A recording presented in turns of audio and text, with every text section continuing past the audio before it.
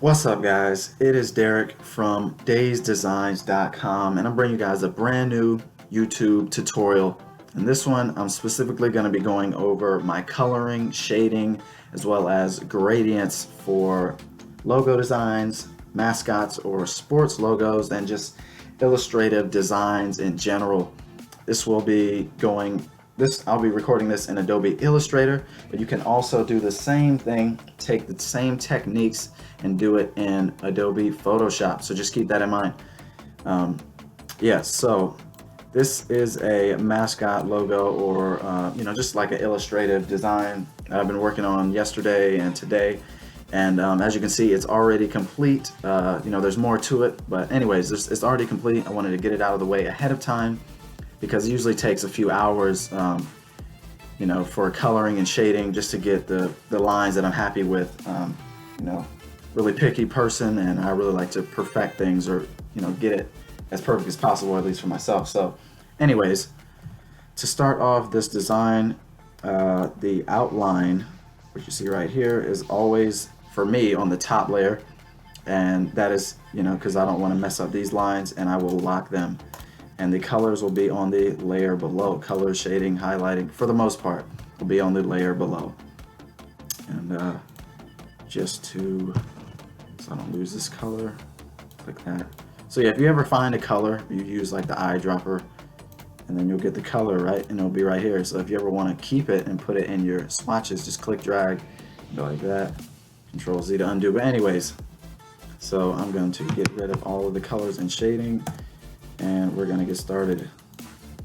All right, so for any mascots or logos, I usually pick a light source, or where I would like the light to be coming from. Ignore what I'm doing right now. I'm just getting rid of the middle gap, because it is supposed to be closed up. So yeah, anyways, I usually pick a light source, and then usually I'll look at reference images, or try to just imagine where I think the lighting and shadows will be.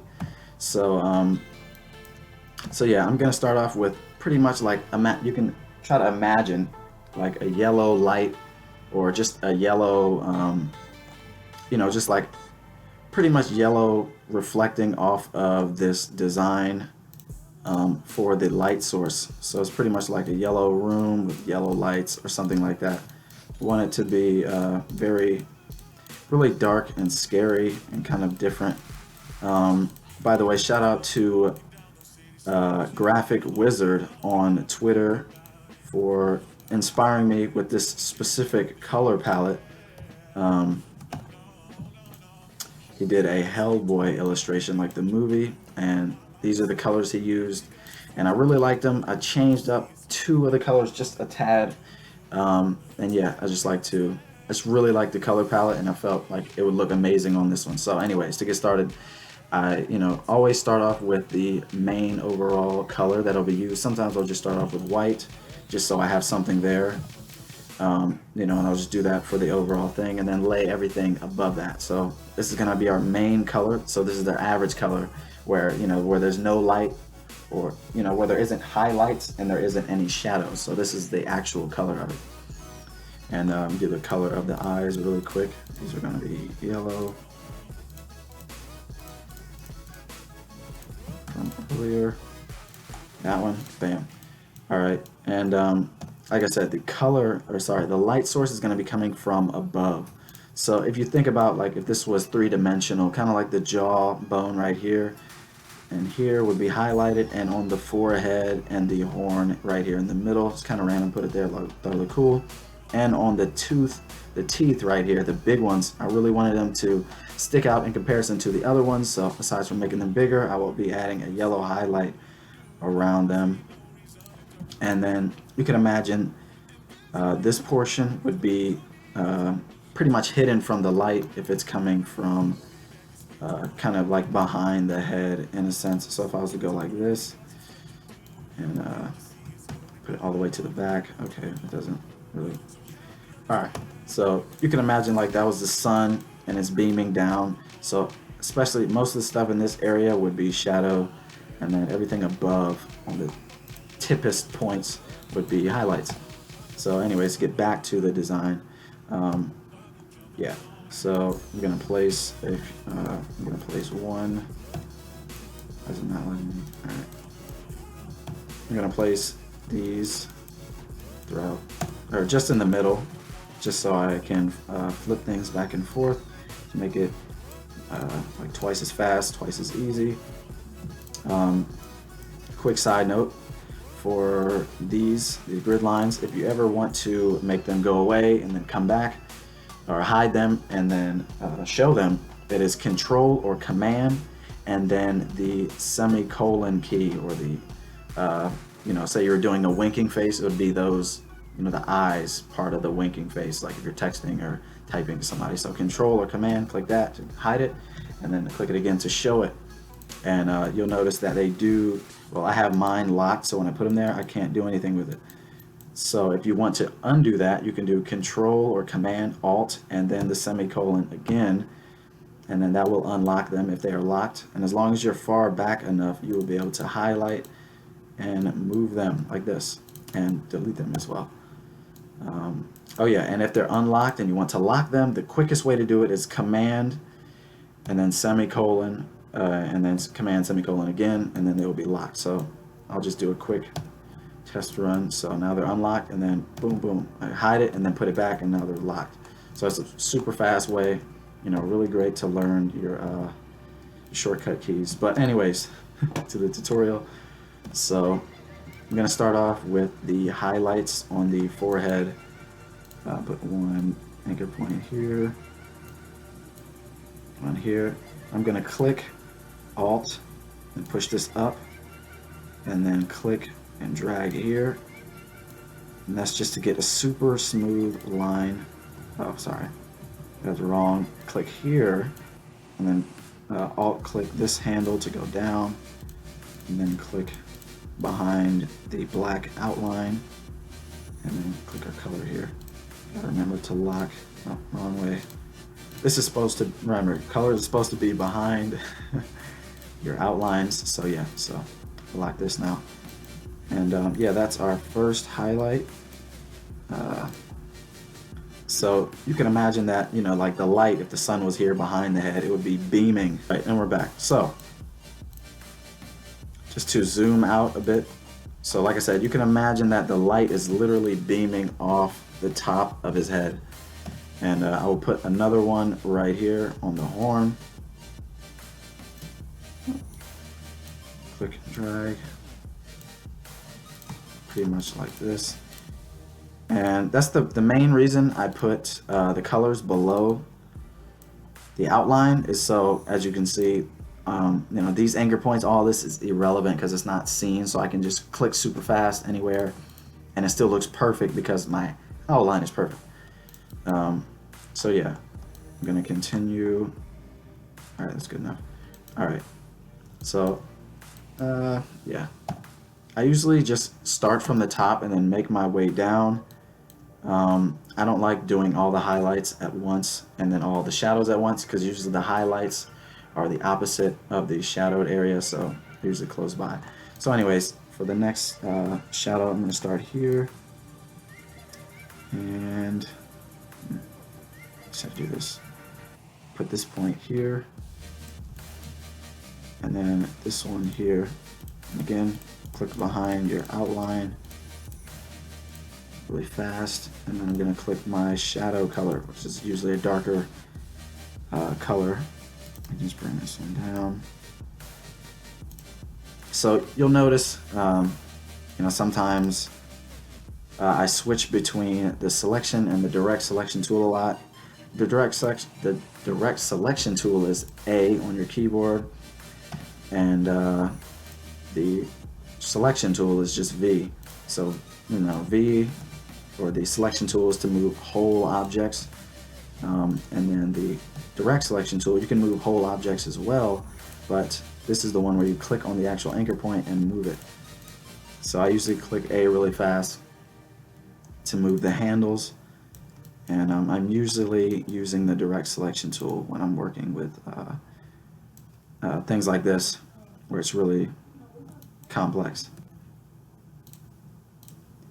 So yeah, that is our shade right above, or I guess right below the forehead, kind of where your eyebrow would be right here, suppose. And this would be the empty area, eye socket, and then here's your eye.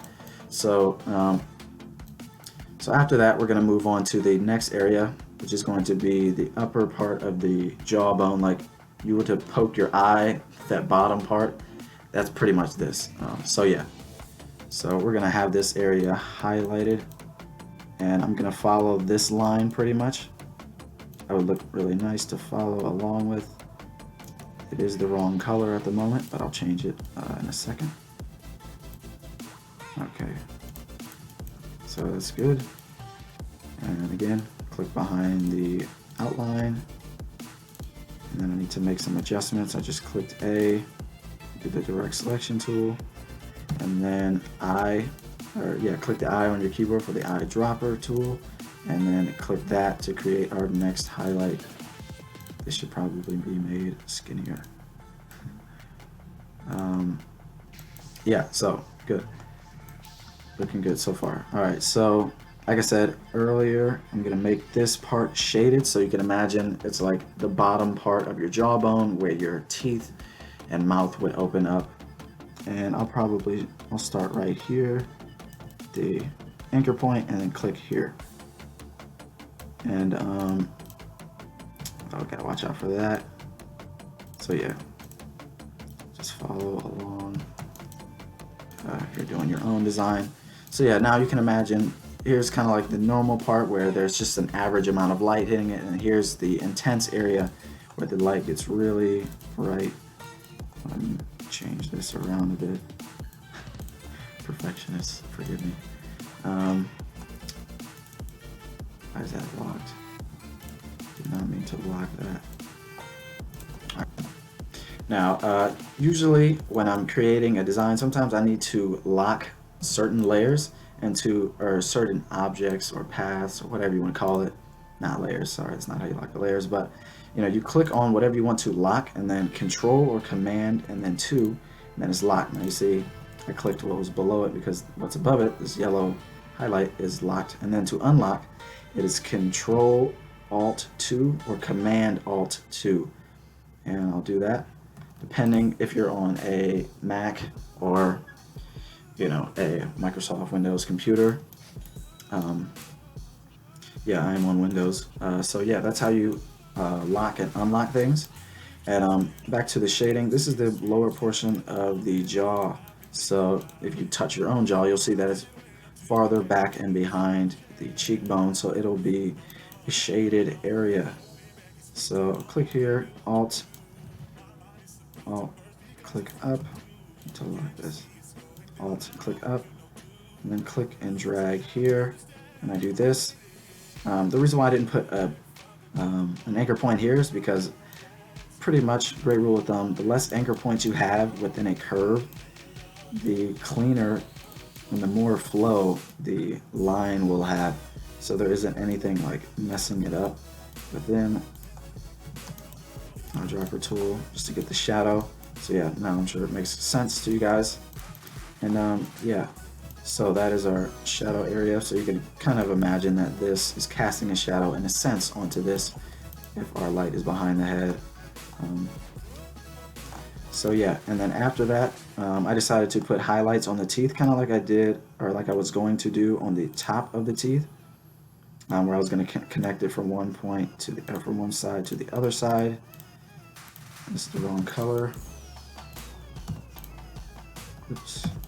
So yeah, I decided to go like this. I spent so much time in this area alone, and just trying to make it look amazing, and I wound up overcomplicating things and had to go back in to keep it simple, because it's not necessarily a t-shirt design. It's something that we used as like a sports logo, your gaming team, sports team, if you'd like.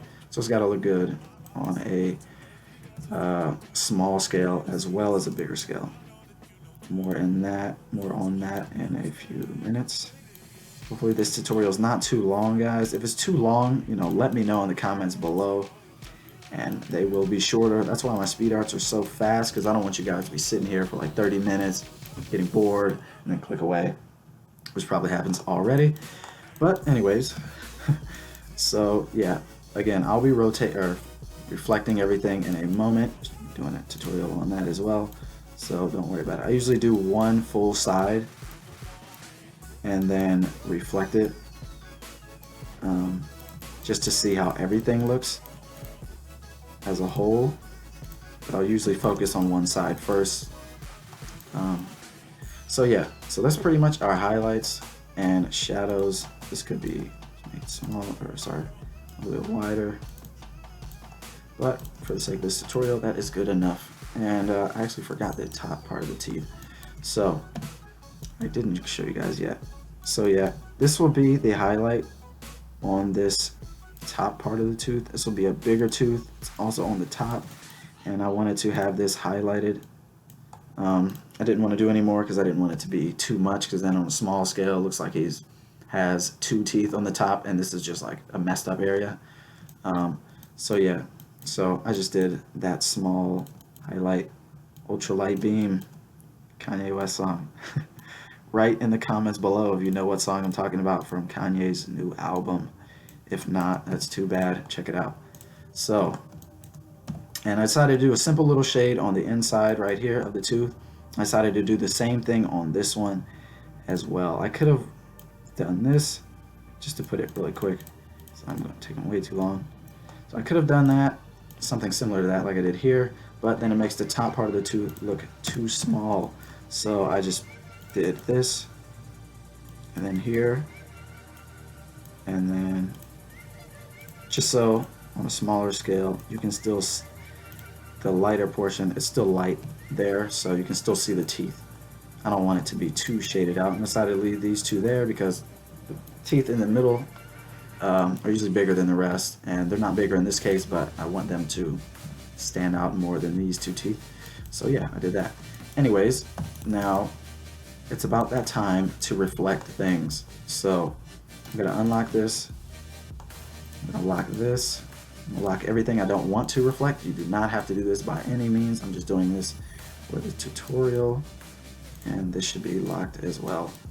So to rotate things, usually when I'm creating mascot logos, I always put a guide in the center, even if the whole design is not completely symmetrical. Even if like the upper portion, say just this was symmetrical and the bottom was different, just so it makes it that much faster.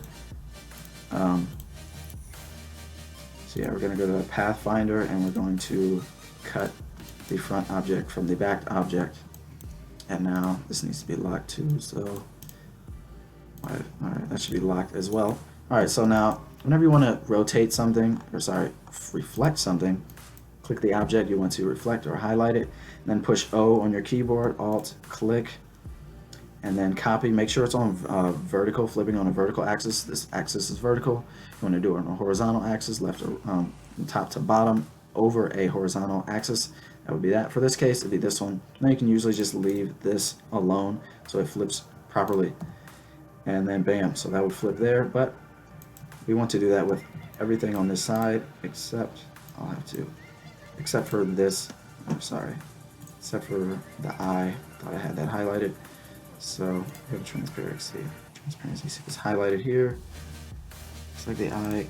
Okay, it was highlighted. Okay, so again, once you highlighted everything, O on your keyboard, Alt, and then click copy, and then bam, you'll see everything is perfectly rotated, as long as your your guideline is perfect and your anchor points are in the perfect places where you want them to be. And that's how you reflect things. And yeah, so like I was saying earlier, regardless of mascot logos, I get a lot of people asking me or wanting my opinions on their designs. One thing I can say, guys, is if it's for a logo, if it's for a t-shirt illustration, it doesn't really matter regardless of what I'm about to say. But if it's for a logo or mascot logo, or supposed to be a logo at least, you have to make sure it looks good and it's readable, it's legible on a smaller scale. As you can see here, you can tell what it is, and you can still separate things. Like you can still separate the cheekbones from the forehead, from the chin, as well as the jaw right here. You can still separate it. So a good reference would be to zoom out to about 1 inch and make sure it looks good. Because if you're looking at it like on this kind of scale, super close up, it's really hard to tell until you actually zoom back and pause for a sec. So yeah, and you know, I could have, just for color purposes, I guess highlighting these is unnecessary, all of them. I'll just highlight the majority of them. So you don't have to use yellow. Like I said, I only use yellow because I want it to look like he's in hell. You know, there's flames, yellow, orange, fire everywhere. So the extreme light that is casting, you know, that's shining on this face is going to be yellow, or somewhat yellow, just because it's so intense. And I'll say the light was white, like a photo shooting, like a photo shoot light. Their lights are usually white, if I'm not mistaken. So it would be a white color, or a pink in this case, because it's red. If you add white to red, it becomes pink. I'll choose this orange. So I could have done this right here, but I want it to look like he's, well, this color just looks better. Again, shout out to Graphic Wizard on Twitter. Check him out. He's a dope illustrator. You know, great guy. So yeah, for you know, got my inspiration for this color palette. But anyways, and that's pretty much it for coloring. Oh no, one more thing to touch on, for even for highlights as well. Say I was to put, I'm trying to do too much.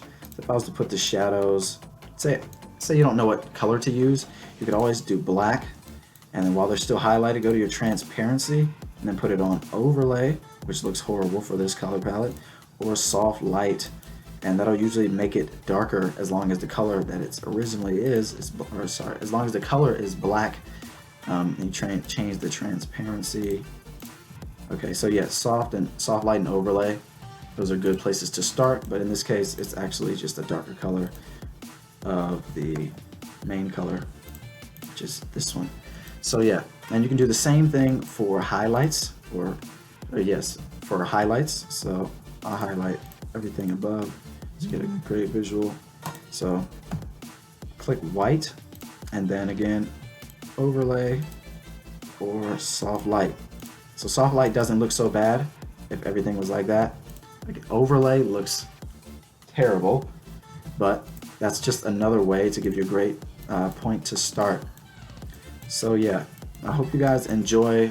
Hope you guys enjoy the tutorial video. Hope you guys enjoy, you know, learning. I hope you guys learned a few things, and I hope you guys were able to take away a few things for your own designs and your own work in regards of coloring and shading and highlighting and stuff like that. So yeah, feel free to, you know, follow me on Snapchat to get behind the scenes for all this kind of stuff, and you can also send me you know, your images or your pictures or your designs in case you want any feedback from me. I'll try to help if I can. And yeah, so hope you guys enjoyed the tutorial. Again, this is Derek from dasedesigns.com, and take it easy, guys.